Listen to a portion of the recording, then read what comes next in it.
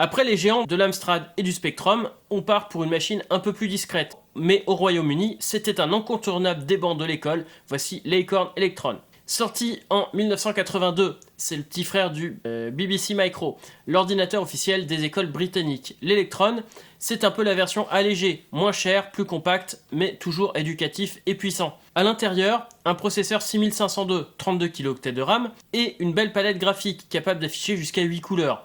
Enfin, faut sacrifier un peu de résolution dans ce cas-là. Il était conçu pour apprendre à programmer, avec un des meilleurs langages intégrés de l'époque, le BBC Basic, à la fois clair, puissant et très pédagogique.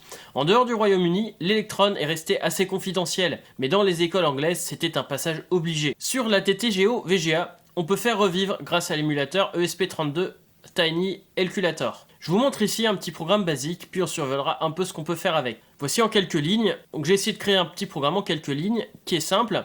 C'est le genre d'exercice qui a formé toute une génération de développeurs au Royaume-Uni. Mais j'ai sérieusement galéré car l'émulateur n'est pas au niveau des émulateurs Spectrum et Amstrad.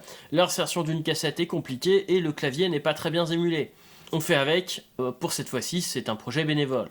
L'Acorn Electron, c'est un ordinateur modeste mais terriblement formateur. Et aujourd'hui, eh bien, grâce à la TTGO VGA, il reprend du service dans le creux de la main. Dans le prochain épisode, on va continuer chez nos amis d'outre-Manche, mais sur une machine plus confidentielle. Enfin, chez nous, elle aura finalement un peu plus de succès que ces BBC.